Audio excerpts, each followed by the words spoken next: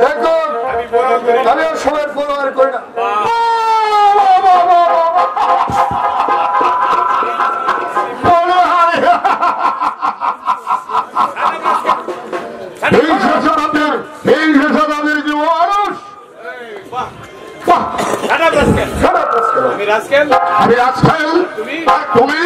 তুমি সমাজের জীবন্ত পাপ পশু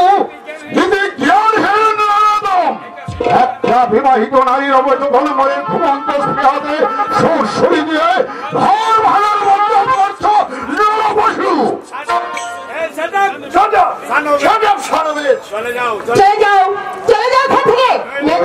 এমন শিক্ষা দেবো জীবনের সাথে তুমি ভুলতে পারবে না।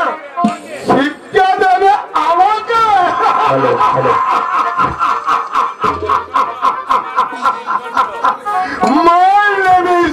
নীলকণ্ঠ সমাজের বিষ আমি গণ্ডনি বলে পান করেছি।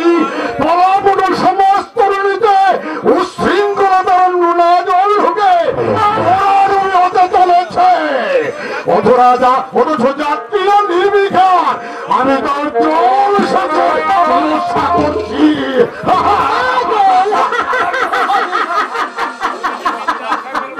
বললে আমি পাগল? আমি পাগল?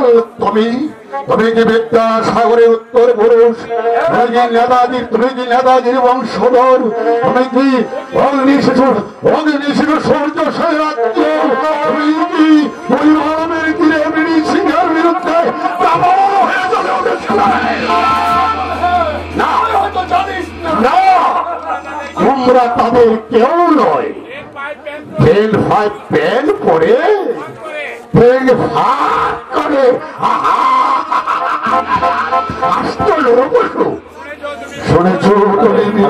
শুনেছ তুমি এত শিশু ক্ষুদিরামের নাম? শুনেছ তুমি বিনয় বদল দিলেশের কথা? জানো তুমি গেছিলেন মাস্টার তার সূর্য সাল? ভাবতে ঘৃণা হয়। তোমরাই তাদের উত্তর পুরুষ। তুমি কিন্তু শালীন সীমা ছাই যাচ্ছ। তুমি কে?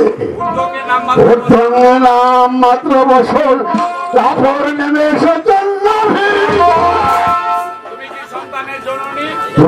তুমি নাকি সন্তানের জননী? জননী শব্দটার অর্থ জানো না? What is the meaning of জননী? আমি তোমাকে সাবধান করে দিচ্ছি। আচ্ছা মা, বিদ্যাসাগরের মতো বিরাট ব্যক্তির যিনি মা ছিলেন, তিনি কি তোমার মতো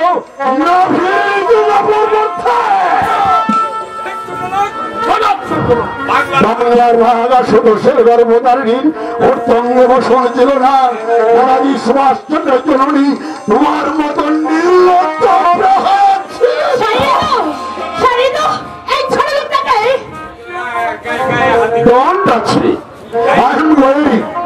গায়ে হাত দিতে হবে না, আমি চলেই যাচ্ছি। যাবার বেলায় একটা কথা বলে যাই মা, তুমি শ্যামানন্দের মা হতে পারবে কিন্তু বিবেকানন্দের জননী হতে পারবে না।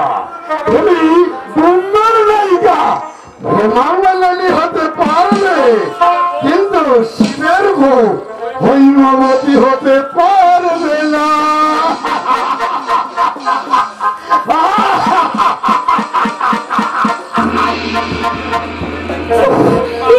কথাগুলো কাটার মতো বিচ্ছিল আমার গায়ে। ইচ্ছে হচ্ছিল ঘরে মুখা লাগিয়ে দিই।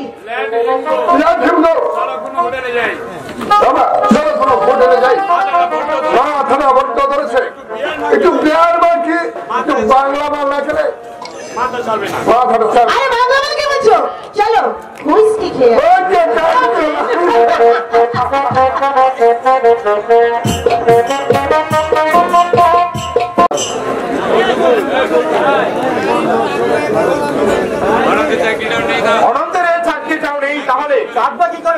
মালিকের সঙ্গে তাল মিলে চলতে না পারে চাকরি তাকে আজকাল ও আদর্শের কাছে দাঁড়া অথচ একা কেউ দেখে না আদর্শের নৌকা ফুটো হয়ে যে কোনো মুহূর্তে বরানবি হবে।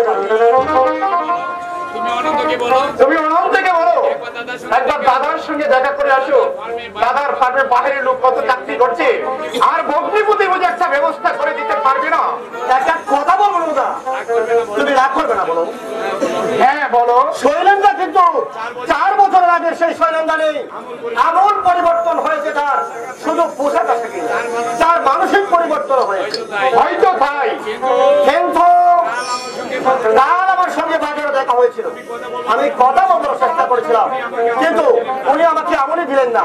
ফিরে আসছি, কানে গেলে একটা কথা। কি কথা? ওর সঙ্গের ভদ্রলোক জিজ্ঞেস করে কে ছেলেছি, শৈলেন্দ্র বললে ঠিক চিনি না, 4-3 জন এসেছিল বোধ হয়। কথাটা শুনে এত দুঃখ হলো আমার। পল্টু, মানুষ যেভাবে পরিবর্তন হয় আমার জানা ছিল না। আজ 2 দিন করে হারিয়ে চোখের জল ফেলছে, দাদা চাকরির জন্য পাথরের মতো উঠছে, আমার লেখাপড়াও বন্ধ। কি যে হবে দুর্গা। ছি ছি ছি পল্টু, 2 দিন তোমরা উপবাসী, এখন তুমি আমাকে আগে বলনি কেন? তুমি কি করবে দুর্গা? তুমিও তো আমারই মতো বেকার। ওরে বোকা, বেকার হলেও টিউশনে করে 30 টাকা পাচ্ছি, টাকা পড়া দাদার গার ভেঙে খাচ্ছি।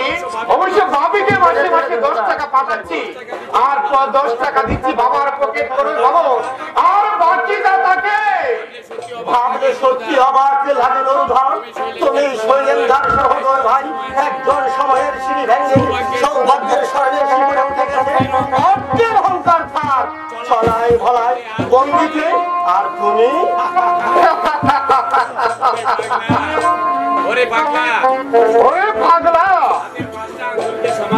এই হাতের 5টা আঙ্গুল কি সমান হয় রে? তাছাড়া আমার যদি প্রচুর অর্থ সম্পদ থাকতো, আমিও দাদার মতো অনেক অহংকারী হয়ে যেতাম। আমি হলপ করে বলতে পারি, অর্থ থাকলেও তোমার মানসিক পরিবর্তন হতো না। এই পল্টু শোন, যেতে দাও ওদের কথা। চল বাজারটা করে বাড়ি চলে যাই, ভেঙে না পড়ে চেষ্টা করে দেখ পকেটটা মেলবে। না দুর্গা না, পল্টু তোমার মিলবে না। সাধুতা সত্যবাদী তার যুগ দেখা নয়, এটা হচ্ছে মিথ্যে। একটা লাঠিকে 10টা লাঠি দিয়ে দাও, কোটি কামড়ে কই ফটো চাও, সবাই তোমাকে দুনিয়া ফেরত জানাবে। না দুর্গা, আজ থেকে আমি নরকের পথ ধরে চলবো, নেমে যাবো নরকের অচল অন্ধকারে, ডুবে যাবো পাপের বঞ্চিলা বসতে। আমি দেখতে চাই নরক সে কোথায়, কত দূর, কত দূর।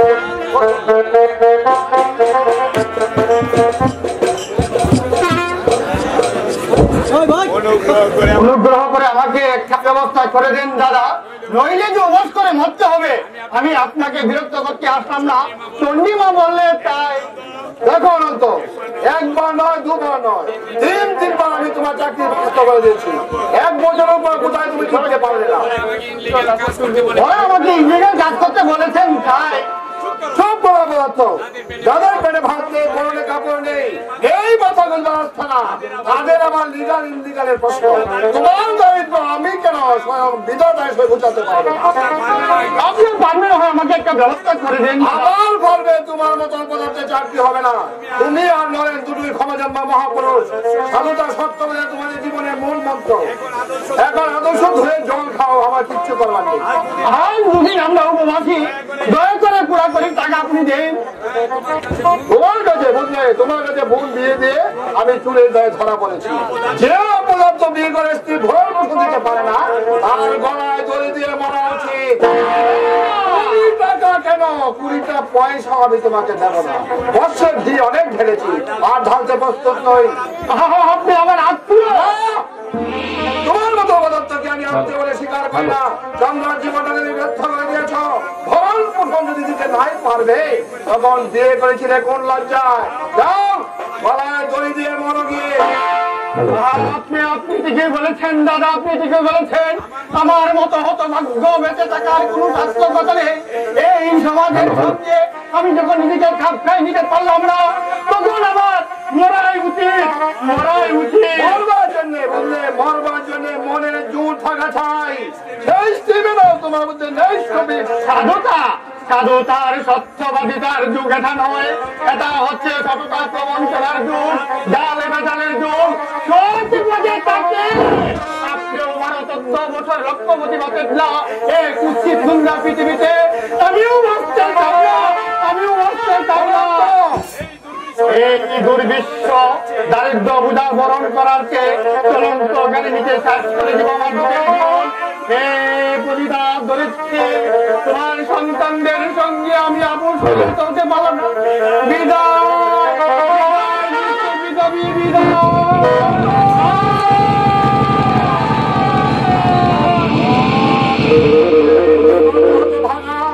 এইভাবে গাড়ির তলায় অনন্ত শেষ হয়ে গেছে। এই যে বলো মা, তার কোনো ঠিক নেই। এত সহজে মারে ওরা, একটা পা দিতে হচ্ছে। আমি তো ভেবেছিলাম দুটো পায়ে বোধহয় গেল। শৈলাদের বোনকে দেখলাম। হ্যাঁ, দাদার কাছে এসেছে সাহায্যের জন্য। এই 4 মাস ওদের পিছনে কম করে হলো 2 লাখ টাকার বেশি খরচ হয়ে গেল। এবার যদি টাকা পয়সা কিছু দেয় না মা, একচোট হয়ে যাবার সঙ্গে আমার। ওই বা কোথা থেকে দিবি বাছা? এক ছেলে দার্জিলিং এ পড়ছে, তার পিছনে 1 গাদা খরচ। 3-3টে মানুষ বসে বসে খাচ্ছে, তার পিছনে ফালতু খরচ। দাদা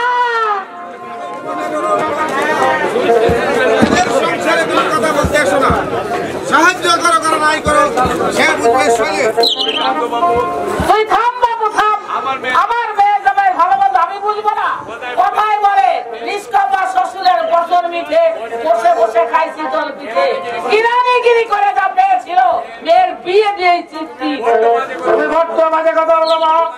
তোমার মেয়ের জন্য তোমার প্রাণে যতখানি মায়া, তাদের মেয়ের জন্য তাদের প্রাণে এতখানি দয়া। তাছাড়া বরং করে দুর্ভাগ্যের জন্য যাই তো শৈলে। কি বলছো তুমি দাদা? তোমার ভগ্নিপতি অনন্ত যেদিন গাড়ির সামনে ঝাঁপিয়ে আত্মহত্যা করতে গিয়েছিল, শৈলের এই তাকে উক্ত লিখতে করেছিল। কোন এক দুর্বল মুহূর্তে এই কথা বলে তোমাকে শৈলে। কিন্তু গরিব আত্মীয় স্বজনকে সাহায্য করা উচিত। হঠাৎ ধন সম্পদ ঘাটতিতে শৈলেনের মতিগতি হতে বদলে যেতে পারে, কিন্তু দৈত্য রত্ন সম্পদ নতুন দেখছি মরণ দশা। অর্থ সম্পদ নতুন দেখছে না বলে টাকা পয়সা খোলাম কুচির মতো উড়িয়ে দেবে। ওর শ্বশুর শাশুড়ি বসে বসে খাচ্ছে খা, কিন্তু ওর দেবতাদের সারের কত নিয়ে ঘুরে বেড়াচ্ছে। ওটাকে কে বসে বসে খাবে শুনি? টাঙ্গাই যেহেতু পরিবারে একজনের রোজগার করে আর 10 জনে বসে খা। তুমি ওদের সংসারে কথা বলতে এসো না। দাদাকে দাও, চা নাও দাদা। আচ্ছা শোনো মা, ওদের নতুন জিটাকে কবে রাখলে? ও মা, সে কোথায়? এ তো আমার শাশুড়ি। তোমার চোখে চশমা নাও দাদা, চশমা লাগাও। ও উনি তো শাশুড়ি, কিন্তু পোশাক পরিচয়ে বিয়ের মতো কিনা তাই দেখতে আমার ভুল হয়েছে। শৈলেনের বেশ বুদ্ধি আছে দেখতাম। অযথা বিয়ের পিছনে 1 গাদা টাকা খরচের জন্য মানে হয় হ্যাঁ না, মানে না না না, খুব ভালো কাজই করেছে। আমিও তোমাদের পর অনুসরণ করবো ভাবছি। যৌতুক দিয়ে বসে মানে নিচ্ছে, ওদের ছাড়িয়ে দিয়ে কাল থেকে বিয়ের পুষ্টে বহন করবো। শঙ্কর! রমা যদি ওর শাশুড়িকে দিয়ে বিয়ের কাজ করাতে পারে, আমি কেন পারবো না? আদর হোক রমা আমার বোন, মুখ্যদার পরিদাসকে দূর করে দেবো। কাল থেকে তুমি হবে আমার দিনে ব্যানার্জি। দাদা কাছে কি বলেছো তুমি? জন্ম দিয়েছিলাম আমি কিছুই নিশ্চয়ই বলেছো, নাহলে তোমাদের জন্য দাদার এত দরদ উঠলো কেন? আমি তোমাকে জিজ্ঞাসা করেছি কি ছাড়িয়ে দিই, তখন তো খুব বলেছিলে 30 বছর ধরে আমি সংসার ঘাড়ি টেনে আসছি। হ্যাঁ বলেছি। এ তোমার কপালে না, তোমার কপালে অনেক দুর্গতি আছে। আমার মতো মেয়ে বলে এখনো তোমাদেরকে বসিয়ে বসিয়ে গেলাচ্ছে। অন্য হলে খাট হয়ে বাড়ি থেকে দূর করে দিত। একটা মিটে ডান যেটা ভাজা বসে উল্টে খেতে দেবে।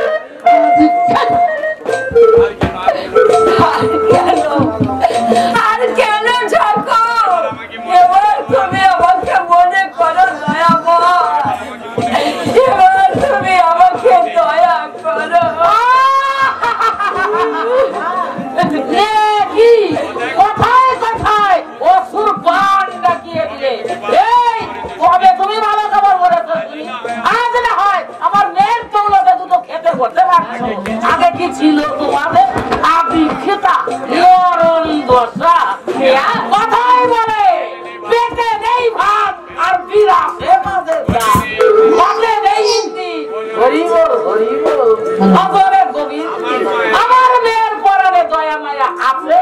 তেলে ধরে খাওয়াচ্ছে, তাহলে ভিক্ষে করো তোমার অন্য ঢং দেখে বাঁচিয়ে আদি খেতা।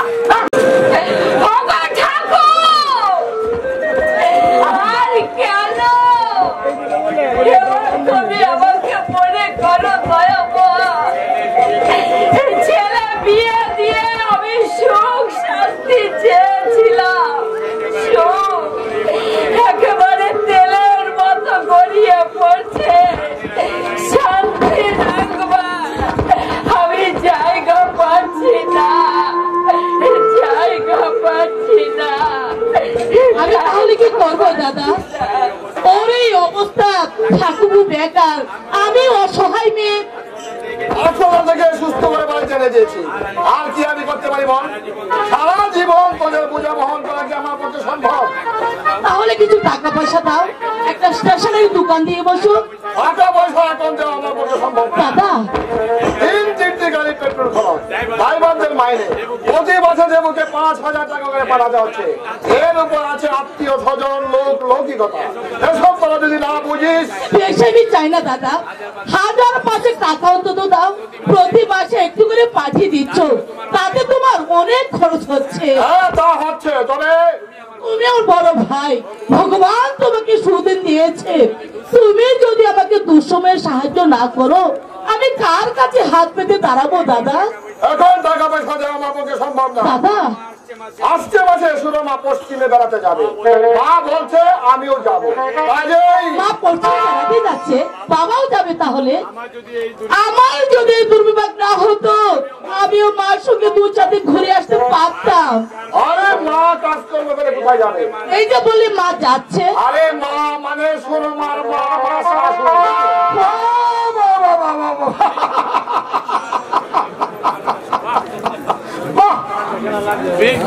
বিংশ শতাব্দীর 60 দশকের যুব মানুষ, তোমাদেরকে ধন্যবাদ দেওয়ার মতো ভাষা আমি খুঁজে পাচ্ছি না। মা বেটিকে সংসারের গাড়িতে জুড়ে দিয়ে শাশুড়ি মাকে নিয়ে যাচ্ছ তীর্থ দর্শন করাতে। Let me finish, my boy. I have been watching this society with slanted eye. এই সমাজটাকে আমি তীর্থ দৃষ্টি দিয়ে দেখে চলেছি। আজকের সমাজে আসলের চেয়ে নকলের কদর বেশি। এযুগের তরুণেরা বিবেকানন্দের খবর রাখে না, অথচ ধর্মেন্দ্রের কুষ্ঠেটি গেছি ওদের নকলের পড়ে। আপনি একটা শিক্ষিত ছেলেকে জিজ্ঞাসা করে দেখো, চন্দ্র ব্যানার্জি কে ছিলেন? বিপিন চন্দ্র পাল, কল্পনা দত্ত, বীণা দাস, যতীন্দ্র মোহন শর্মা চিনি না? জানে কিনা? জানে কিনা ঋষি অরবিন্দ পারেনি ঘোষের কথা বলতে পারবে? উল্লাসকর দত্ত কে? আমি জানি। ওই জানিস, কিন্তু লক্ষ লক্ষ বঙ্গ সন্তানদের মধ্যে কজন জানে তাই বল। দুর্গবোধ হিন্দি ফিল্মের সস্তা গান বাজিয়ে বাঙালির মনাংশধর মৃত্যু করাচ্ছে আজকের তরুণ সমাজ। বঙ্গমণিষর শোষণে কতগুলো ভৌতি প্রয়েদ আসর জাতিয়ে বসেছে। শিব অর্থ সুন্দর, সেই সৌন্দর্যের অপমৃত্যু করার জন্য শিক্ষা আছে, নেই রুচিবোধ। আমাদের মন আছে, নেই মনে উদারতা। অপসংস্কৃতির ধাওয়া করে অবক্ষয়ের দিকে তো এগিয়ে যাচ্ছ তোমরা।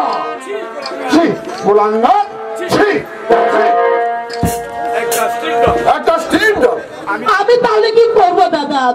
বললাম তো এখন টাকা ফেরত দেওয়া সম্ভব না। আমি কি তাহলে উপোস করে মারবো? তুই চলে আমার কাছে। বিনা মানে ঝের কাজ করতে? কি বলতে চাস তুই? মানেটা আমাকে জিজ্ঞাসা না করে তোমার মনটাকে জিজ্ঞাসা করো দাদা। মাকে তুমি কি অবস্থায় রেখেছো? চিৎকার করে সত্যকে চাপা দেওয়া যায় না দাদা। তুমি বুকে হাত দিয়ে বলো তো, বিয়ের আগে তুমি যা ছিলে আজকে তুমি তাই আছো? তোমার মানসিক পরিবর্তন হয়নি? দূর হয়ে যা, দূর হয়ে যা আমার সামনে থেকে। ওর মতো গুণের মুখ দর্শন করতে আমি চাই না। সারা জীবন তোদের জন্য অপচয় করেছি। তোকে শুধু লেখাপড়া শিখাইনি, নাচ গানও শিখেছি, নিজেরা কষ্ট করে তো বিয়েরও সহ্য করেছি, অথচ তোরা এমন বেঈমান। তোমাদের বংশটাই হচ্ছে একটা ছোট লোকের বংশ। তোমার ভাই আমার মাকে যা নয় তাই অপমান করলে, আমার মা কাঁদতে কাঁদতে বাড়ি থেকে চলে গেল। আমার মায়ের মুখে নাকি বিষ, আমার মা নাকি তোমাদের সংসারটা ভেঙে ছাড়খাড় করে দিতে এসেছে। এইসব কথা শুনে আমার মা কে বলেছে? মাকে এসব কথা কে বলেছে? আমি জানতে চাই সরবা, কার এত বড় কথা? আমার মাকে অশালীন কথা বলতে সাহস পায়?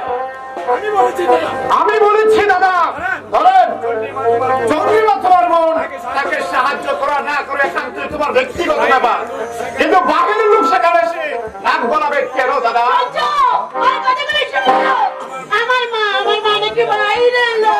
আমি তোকে সাবধান করে দিচ্ছি, ধরেন আমার ভয় যদি খেতে হয় আজে বাজে কথা একদম বলবে না।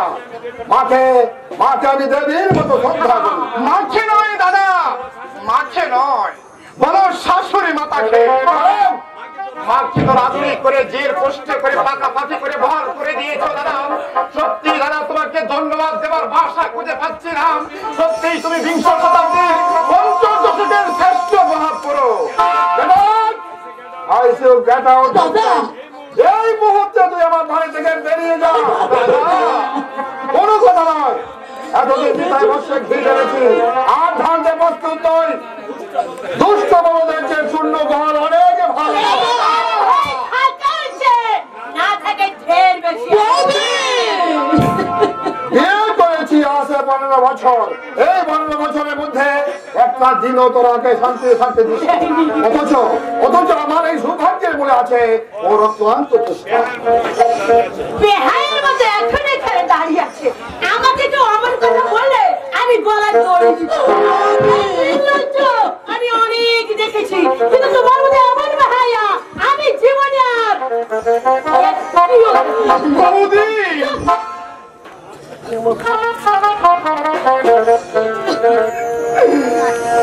আমি চলে যাচ্ছি দাদা। সত্যি আজ তোমার কাছে অনেক কৃতজ্ঞ দাদা।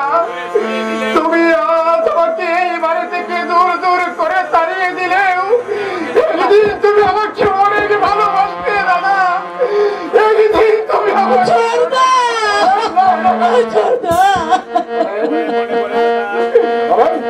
মনে পড়ে দাদা সেই ছোটবেলার কথা। শীতের চাদর ছিল না বলে বাবার দুটি গাড়ি দিয়ে রোদে বসে থাকতাম। আমাদের শীতের কাপড় ছিল না বলে একটা চেয়ার কম্বল গাড়ি দিয়ে জোরে করে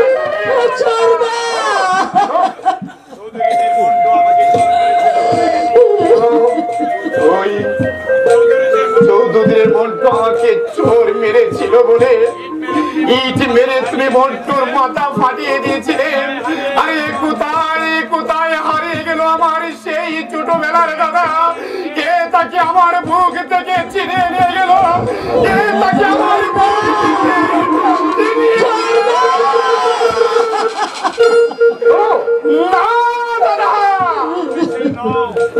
দাদা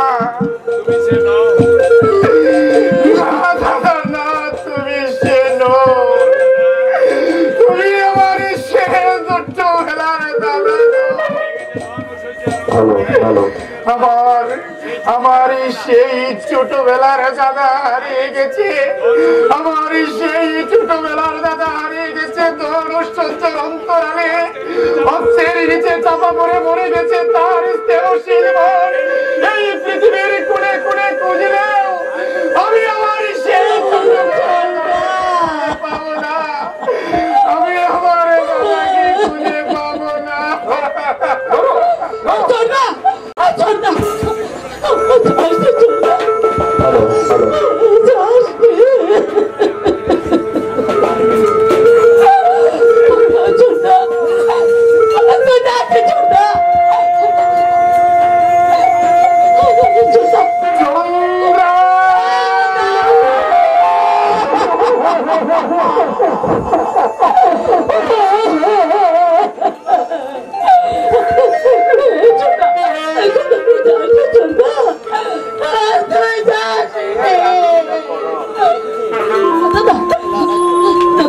তুমি ছোটকে ফেরো না, ছোট যাসনি দাদা, তুমি ছোটকে ফেরাও না, ফেরাও না ছোটকে, যাসনি দাদা।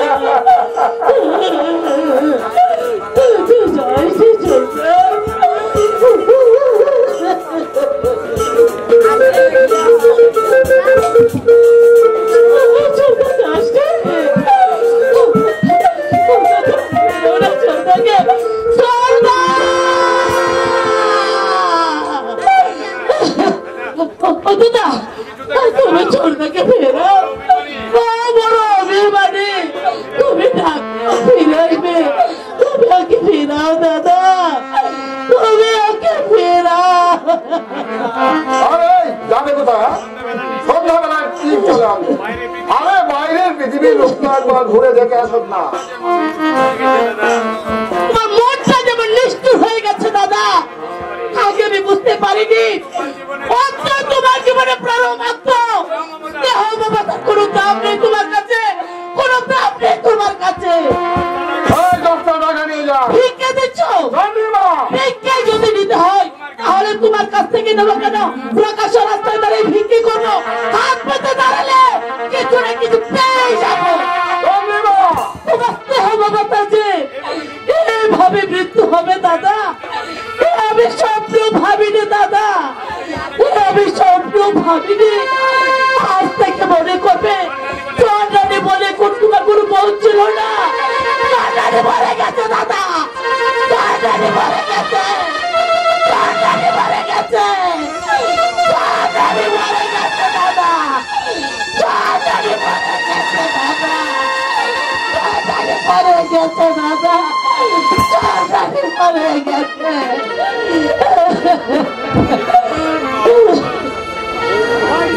এইসব কথাগুলো অন্ত হয়। টাকা পয়সা যতক্ষণ দিতে পারো তুমি ভালো, না দিতে পারলে তুমি খারাপ। আরে ঝির আধুনিক তো মাকে জিজ্ঞেস করে ছেড়ে দেওয়া হয়েছে, অথচ এই ভাই সকলের কাছে বলে বেড়াচ্ছে। আসলে আমার মা বাবা চাইছে দুনিয়ায় যে যেখানে আমার আত্মীয় স্বজন আছে সবাইকে আমি সাহায্য করি, কিন্তু আপনারাই বলুন আমার পক্ষে সেটা কি সম্ভব? কিছুতেই সম্ভব।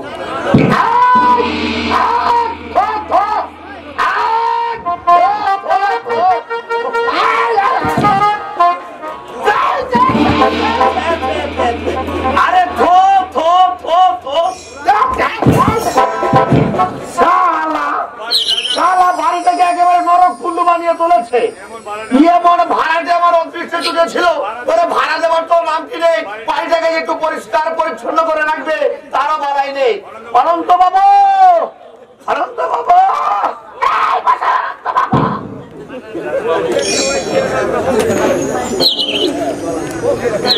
বাবু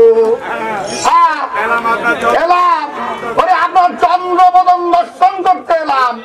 তা কি ঠিক করলেন মশাই? বলে 2 বছরের ভাড়া আগে মিটিয়ে দেবেন না বুচকা বুচকি নিয়ে গুইং করবেন? দেখুন বিলাস রে বাবু, আমি এখনো জোগাড় করে উঠতে পারবেন না, পারবেন না মশাই। এই জন্য আপনি আমার ভাড়ার টাকা জোগাড় করতে পারবেন না কেন? শুধু শুধু আমাকে পাশ দিচ্ছেন মশাই। তার চেয়ে কাইন করে অন্য স্থানে প্রস্তাব করুন, আপনিও বাঁচুন, ওরে আমিও বেঁচে যাই। আমার অবস্থা তো আপনি নিজের চোখে দেখতে পাচ্ছেন। পাচ্ছি বলেই তো 2 বছর থাকতে দিয়েছি। আরে মশাই, আপনার না হয় 1.5 খানা ঠেক, যার 2 খানা ঠেক আত্ম আছে সে তুমি তো করতে পারে। পল্টু, হ্যাঁ ভাই, আপনার ভাই পল্টু, ওরে সে তুমি তো রোজগার করতে পারে। ওরে রিক্সা চালালেও তো রোজ 2-4 টাকা রোজগার হয় নাকি? পল্টু কিছু কিছু দিচ্ছে সংসারে, চন্ডাও চাকরির জন্য চেষ্টা করছে। কথা কি জানেন বিলাস বাবু, অধিষ্ঠের উপরে কারো হাত নেই। আমার বড় সম্বন্ধী নাম করা কন্ট্রাক্টর, তার বোন কিনা জানি মশাই, জানি আজ না হয় সদন্য বলি আঙুল ফুলে তোলা গাছ হয়ে গেছে, কিন্তু এক সময় আমার বাড়িতে ভাড়াটে থাকতো ওরা। অনেক জীবন না গুলি ও ছেলেকে মানুষ করেছে, কেরানির জীবন। গুলি ভুলে গেছে সেই খান্ডার ইতিহাস, অর্থের নিজে চাপা পড়ে গেছে। শৈলেন গাঙ্গুলির দেহ মায়া মমতা সন্ধিগুলি ইয়ে গেছে নইলে দেখ। আজকে আমার ফলের টাকাটা তো দিন, আজকে আমি তো আজে মাঝে কথাই বলিয়ে দেখতো 5 দিন আবার তালে ছিলেন। আরে মশাই, আমরা হলাম জাদে ব্যবসায়ী, সাধু খায় না, পিত্তের মুখ থেকে গুড় তুলে খায়। আপনি আমাকে ওই বাঁশ দিতে পারবেন না। আমি কোন থেকে নেই বলুন, একটি পয়সা আমার হাতে নেই। মাঝে মাঝে ইচ্ছে হয় আমার গাড়ির সামনে জাপ দিয়ে শেষ করে দিয়ে আমার দুর্বিশ্ব জীবন যন্ত্রণা। দুর্বুদ্ধি ছাড়ুন, আপনার সেই 2 ঠেঙ্গলা ভাইটি কোথায়? পল্টু আজ 3 দিন বাড়ি নেই। কাল রাত্রে আমরা স্বামী স্ত্রী উপোস করে কাটিয়েছি। বিশ্বাস করুন বিলাস বাবু, উপায় থাকলে আপনাকে বিমুখ করতাম না।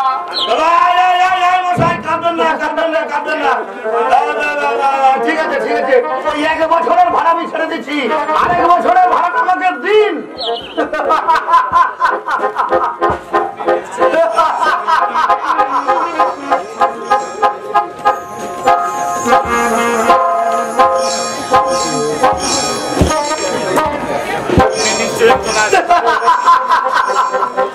আপনি নিশ্চয়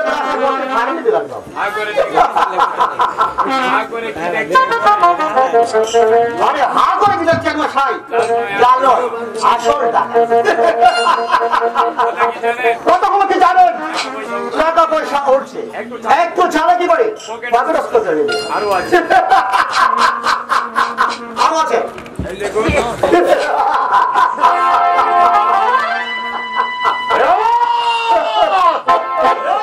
আপনি তো ফেলকি দেখিয়ে দিলেন মশাই, সরকারের লেজি। দাদা জীবনে সংগ্রামে হেরে গেছে, কিন্তু আমি হারব না। এই সমাজের বুকে মাথা উঁচু করে বাঁচতে চাই, মানুষের মতো সসম্মানে বাঁচতে চাই। কিছু বলবে দাদা? দাঁড়াও, আগে বাজার থেকে ছাল আর মাংস নিয়ে আসি, তারপর ধীরে সুস্থে শুনবো তোমার কথা। এত টাকা তুই কোথায় পেয়েছিস? রোজগার করেছে। কোন পথে? সে পথেই হোক, তোমার তাদের খবর নেই। তুই টাকা গেলি খাওয়াতে, কোনটা কত পথে আর কোনটা কত পথে? আমার বাড়িতে তুই ঢুকবি না দাদা। অসৎ পক্ষে আমি চিরদিন আমি ঘৃণা করে আসছি, তাই জীবনে আমার দারিদ্র বুঝতো না, উপোস করে বলবো। অসৎ পদের টাকা মুখে তুলবো না। তুমি ভুল করছো দাদা। আপনি ভুল করছেন। এই মানসিকতা নিয়ে বর্তমানে পৃথিবীতে বেঁচে থাকা যায় না। বাঁচতে হলে ভাই একটু তন্ত্র বাঁচা করতে হবে।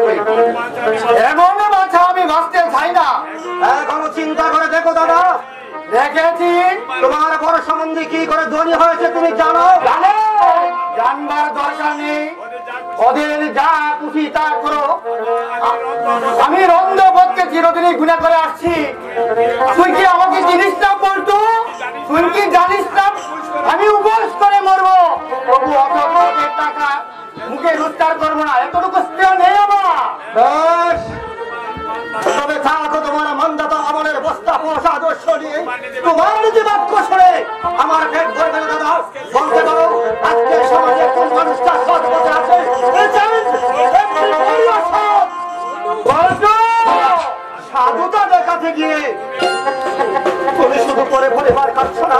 বৌদিকে উঠিয়ে দিলে হত্যা করে ফেলেছে। বৌদি মানুষের মেয়ে হয়ে শত দুঃখ কষ্ট এভাবে সহ্য করে ফেলেছে। অন্য কোনো মেয়ে হবে সেই তোমার গর্ব করে। দাদা আদর্শ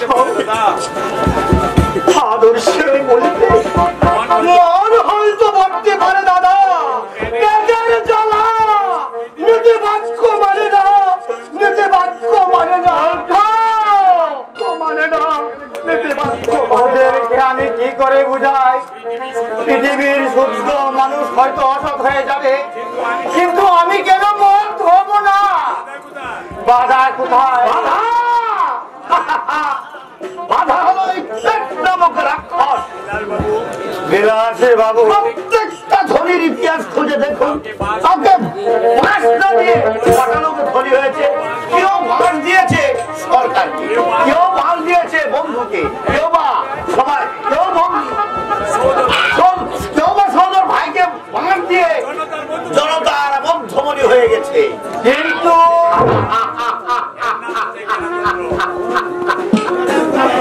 এর নাম হলো গেরাতন্ত্র। আর এই গেরাতন্ত্রই গণতন্ত্রের 12টা বাজিয়েছে। কারণ তো আপনি ওকে ভাগ দিয়ে দিন, দেখবেন এই এক ঠেঙে ভুবন জয় করে বেড়েছেন।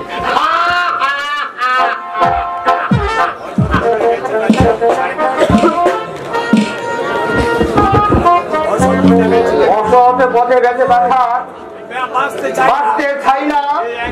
এই একটা পানি আমি হকারি করতে বেরোবো, যতক্ষণ আমার লজ্জা নেই আমার।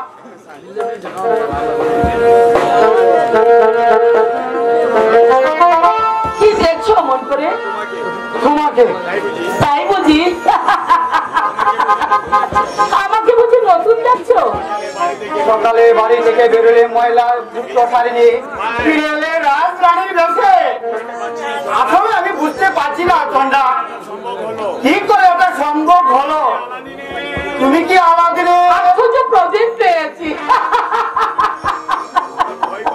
আমার ভয় করছে চন্ডা। একটু আগে পল্টু এসেছিল টাকার বান্ডেল নিয়ে, আমি তাকে দূর করে তাড়িয়ে দিয়েছি বাড়ি থেকে। পিতৃমাতৃহীন ভাইটিকে আমি ক্ষমা করিনি। তুমি কি তাই? যাবো না, আমার টাকার কোনো কালিমা নেই। জানো, আজ আমি একটা চাকরি পেয়েছি, 2 মাসের একবার টাকাও এনেছি। কিন্তু তুমি চাকরি পেয়েছো চন্ডা? সত্যি সত্যি তুমি চাকরি পেয়েছো? হ্যাঁ গো, হ্যাঁ, একটা প্রাইভেট ফার্মে বেলা 4টা থেকে রাত 12টা পর্যন্ত ডিউটি দিতে হবে। মাইনে 400 টাকা। অবশ্যই আরো কিছু কিছু আছে। এই কাপড় গয়না পরাই দিয়েছে। গয়নাগুলো অবশ্য রক্ষো। কিন্তু রাতের বেলায় কাজ। তাতে কি হয়েছে? আমাদের উপোস থাকতে হবে না, তোমাকে নোংরা পোশাক পরতে হবে না, সহ্য করতে হবে না বাড়িওয়ালা টাকা না, মধ্যে তাড়াতাড়ি বৃষ্টি নিয়ে থাকাবে না, গল আপনার শুধু কথা বলবে না। সত্যি চন্ডা, জীবন যুদ্ধে আমি হেরে গেছিলাম। একবার ইচ্ছে হয়েছিল আমার গাড়ির সামনে ঝাঁপ দিয়ে শেষ করে দিয়ে জীবন যন্ত্রণা। আজ ভাবছি ভগবান সত্যি আছে। আছেন বুঝি? তুমি কাঁদছো চন্ডা?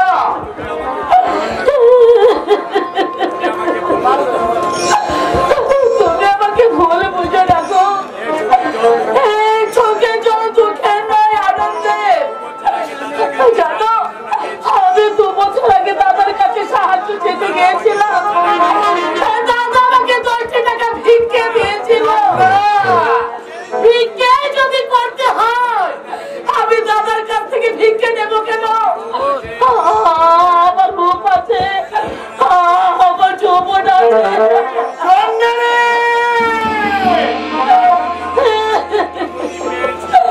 আজ আমি আরাধনের আশ্চর্য প্রদীপ পেয়েছি।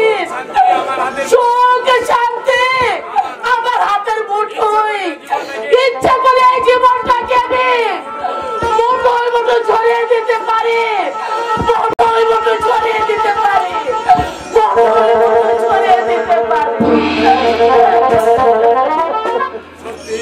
সত্যি ভগবান আছে, নইলে চন্ডিমার চাকরি হতো না।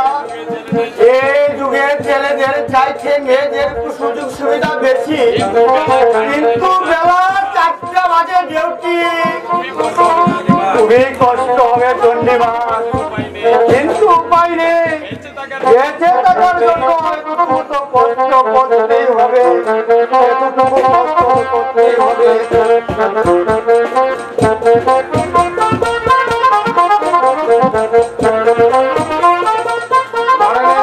খবর জানো? প্রায় 3 বছর হলো বাড়ি থেকে চলে গেছে। গত বছর খবর পেয়েছিলাম বেলুর একটা লেবারের কারখানা কাজ করছে, পরে শুনলাম ফ্যাক্টরি নাকি বন্ধ হয়ে গেছে।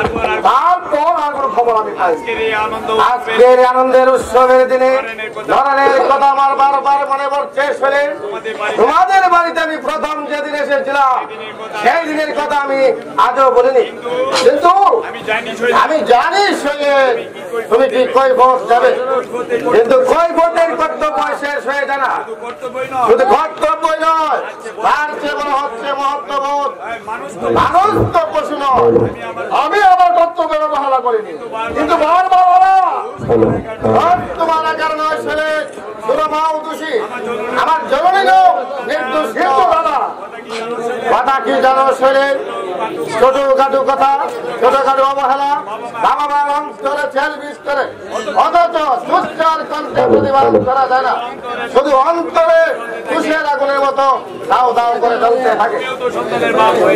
তুমিও তো সন্তানের বাপ হয়েছো, একদিন হয়তো আমার কথা বুঝতে পারবে। আপনি বলতে চান মা বাবাকে আমি অবহেলা করছি? আরেকদিন বলবো না, আজই আপনাকে বলতে হবে। আমি যথাসাধ্য ওদেরকে সুখে রাখবার চেষ্টা করছি। তারপরে যদি অভিযোগ ওঠে দুঃখ হবে কিনা আপনি বলুন দাদা। শুনলে তুমি দুঃখ পাবে শুনে পাবো না, আপনি বলুন দাদা। একান্তই জানতে চাও? হ্যাঁ দাদা। আমাকে ভুলে বুঝবে না তো? না দাদা, আপনি বলুন কি কর্তব্য কিন্তু ঘটেছে আমার? খেতে করতে দিচ্ছি না নাকি কত কথা বলি? কি হয়েছে আমার বলুন? তোমার মার জ্বর হয়েছে তুমি জানো? আমি ঠিক বলতে পারবো না। তোমার বাবার হাঁপানির খবর তুমি রাখো। দেখুন, মানে আমি বাইরে বাইরে ঘুরি, অনাথের মুখ করে কিছু না বলে আমি কি করে জানবো বলুন? কতদিন মায়ের কোলেও নেই? এই তো পরশু বুধবার রুদে বসে থাকতে দেখেছিলাম। আমি অবশ্য কিছু জিজ্ঞাসা করিনি, কারণ দিন হলে কাজটা তাড়াতাড়ি সারতে না পারলে। তুমি কি মানুষ? 10 মাস 10 দিন যে মাঠ যন্ত্রণা ভোগ করে মাটির পৃথিবীতে, সেই মায়ের জন্য এতটুকু মহত্ববোধ নেই তোমার? কি মুশকিল! আর 10 দিন হলো তোমার মা সজ্জা করবো। আমি বাইরের লোক হয়ে খবর জানি, আর তুমি সন্তান হয়ে জানো না মায়ের কি হয়েছে। মাকে মুখ পুড়ে ভাবতে হবে আমার ওষুধ, আমাকে ওষুধ এনে দাও। নাই না, ইয়ে মানে অথচ 18 বছর আগের কথা আমার স্পষ্ট মনে ছিল। তুমি বলেছিলে বাবা মাকে সুখী করবার জন্যই আমি বিবাহ করছি। ভাইয়ের অনুরোধ জানাতে পারলাম না বলে আমি বউ করে আনতে চাইছি। আপনার বোন সুরমার মাথাটা তুমি খেয়েছো। আমি বিয়ের 1 মাস পরেই তোমাকে আমি চাকরি ছেড়ে কন্ট্রাক্টরি লাইনে নিয়ে আসলাম। প্রথম 4 মাসে 40,000 টাকা লাভ। তুমি সুরমাকে বললে তুমি আমার ভাগ্য লোকে বলো নেই? তুমি হ্যাঁ বলেছি, কিন্তু এই বলাটাই হয়েছে তোমার কাল। আমি ফির স্বাধীনতা পক্ষপাতী, কিন্তু স্বাধীনতা পাবে কারা? যারা অশৃঙ্খল নয়, যাদের মধ্যে ব্যক্তিত্ব থাকে। সীতা গীতা জয়িত আমাদের একাধারে স্বাধীনতা দিলে সংসার বেঁচে যাবে। মাকে আপনার কাছে বলেছে দাদা? উনি আমার কাছে কিছুই বলেনি। দেখলাম একটা ভাঙ্গা তুচ্ছ বসে, একটা নোংরা একটা কুশক পাতা, ঘরটা অন্ধকার, সেই নোংরা বিছানা শুয়ে আছে তোমার গর্ভধারণী জরুরি। চাকর একটা ভাঙ্গা খাবে চা দেখে ওটা চাকরটা বদমাইশি, নইলে আমার ঘরে কি কাপের অভাব নেই বলে তো দৃষ্টি করে লেগেছে। আমি তোমার শোয়ার ঘরে গিয়েছিলাম, শোলেন দামি পালঙ্গে ঝকঝকে বিছানা নিয়েও নানো, দামি পাখা ঘুরছে, কিন্তু মায়ের বেলা ছিল কেন? ঠিক আছে, আজই আমি ব্যবস্থা করছি। তোমার সংসারের মধ্যে আমার কথা বলা উচিত নয়, তবু বলছি, কারণ তোমার মা বাবাকে আমি শ্রদ্ধা করি। একটা ছেলের স্ত্রী গেলে কি পাবে, কিন্তু মা গেলে আর কখনো ফিরে পাবে না। লক্ষ টাকার বিনিময় না, লক্ষ টাকার বিনিময় না। নিশ্চয় দাদার কাছে অভিযোগ করেছে মা। এত করে ওদের মন আমি পাচ্ছি না।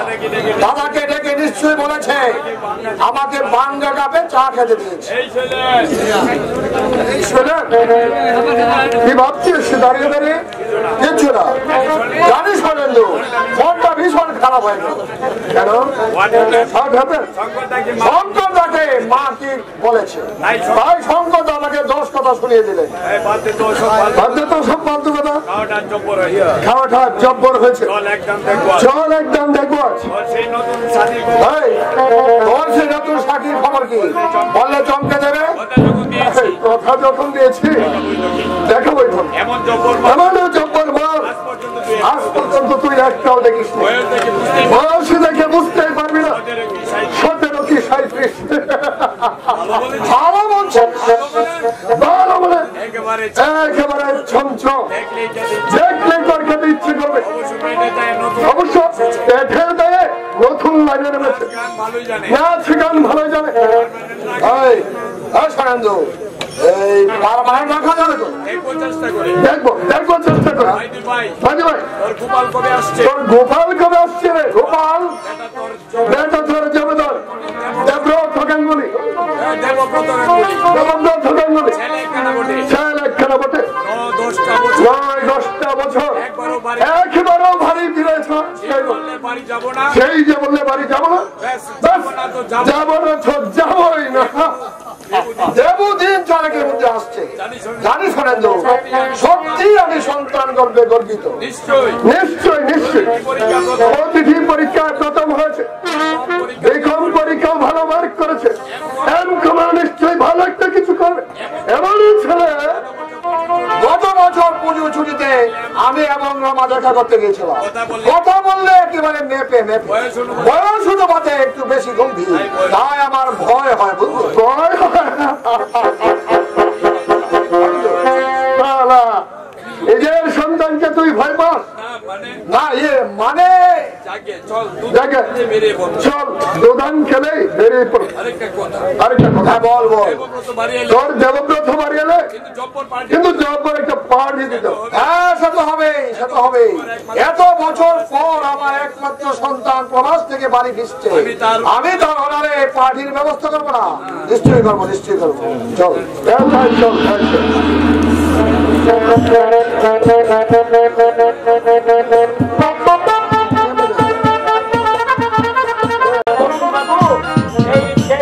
এদিকটা বসুন বাবু, একেবারে বেশ চুপ করে বসুন। এই ঘরে আনলি কেন বাবা?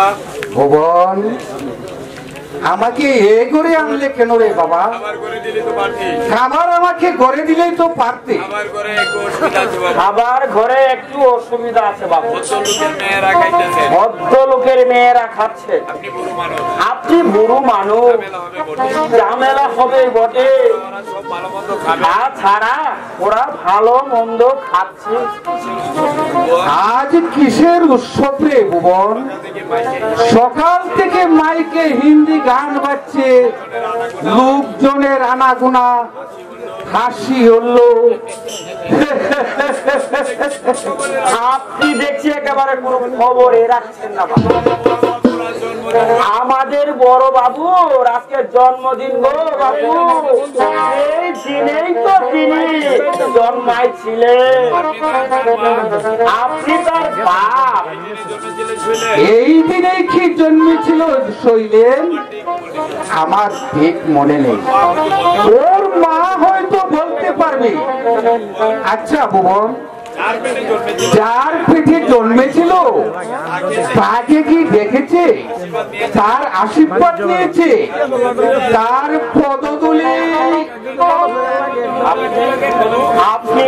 আপনি কি বুঝেছেন বাবু? আরে ওই চেনার শাশুড়িকে নতুন কাপড় চোপড় দিয়ে একেবারে সাজিয়ে গুজিয়ে পায়ের ধুলি একেবারে দিয়ে দিয়েছে বাবা। আবার তারপরে মেন সাহেব আশীর্বাদ করলেন রাজ রাজেশ্বর হও, রাজ রাজেশ্বর হও। বাহ!